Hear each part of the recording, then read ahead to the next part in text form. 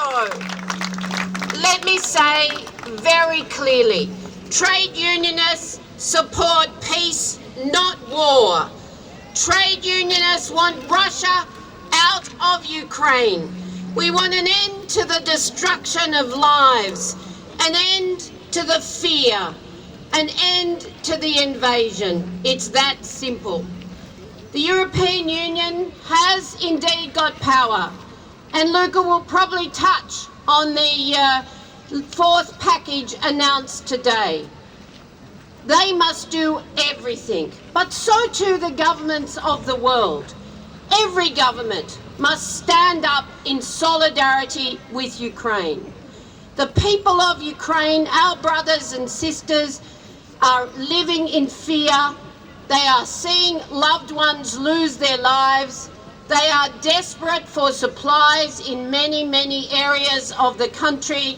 I've heard stories of the workers around Chernobyl, for example, 7 days without food or indeed energy, and more. That was 3 days ago.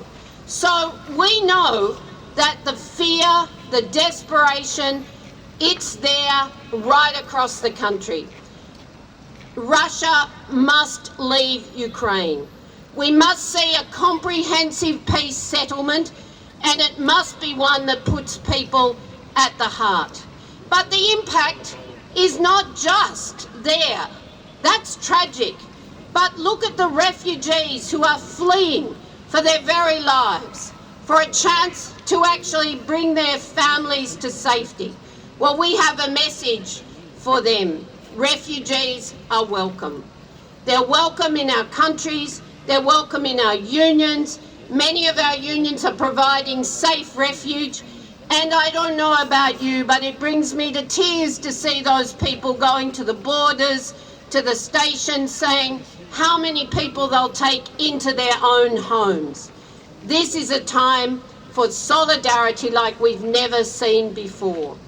But I want to thank our trade unions. I want to thank the trade union members and their families, because in fact there is no doubt that we have seen unprecedented solidarity money coming through the public platform and indeed into the Solidarity Fund, where we are working jointly with the ETUC.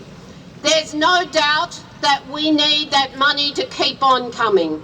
It's being sent into Ukraine via convoys. Many of our unions, the OGB, the unions of Slovakia, unions all around are not just organising goods into the country, but they're also neighbouring countries supporting refugees, and we must support all of them. That's what trade union solidarity is about. But I want to also say to you, the impact goes even further.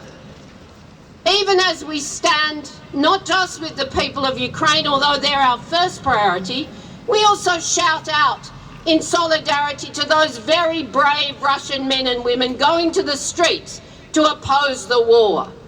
That's courage. They face incarceration and worse. That's courage. They are just as opposed to war as we are. And the impact of this war is far and wide. It's having an impact on energy prices, and that means driving up energy poverty.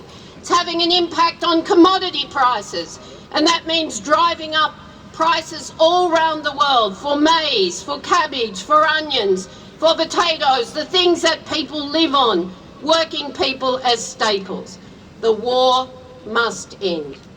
And we know, as the ILO Constitution says, there can be no peace without social justice, and no social justice without peace.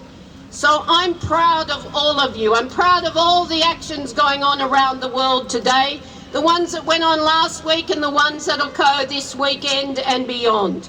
I know the Belgian unions will tell you about their protest this weekend. Thank you to them. Thank you to the ETUC. You're an amazing partner, and indeed this affects Europe, so the solidarity from the ETUC is with all of you. Thank you, thank you, thank you. Refugees are welcome. Let's hear you say it. Refugees are welcome. Refugees are welcome. Refugees are welcome. Refugees are welcome. There is no place for xenophobia or discrimination in the trade union world. Men and women, workers everywhere, their families, they're our brothers and sisters. And finally, let's hear it. Trade unions for peace. Trade unions for peace. Trade unionists for peace. Exactly. We want peace. Let's see this war ended. Thank you very much.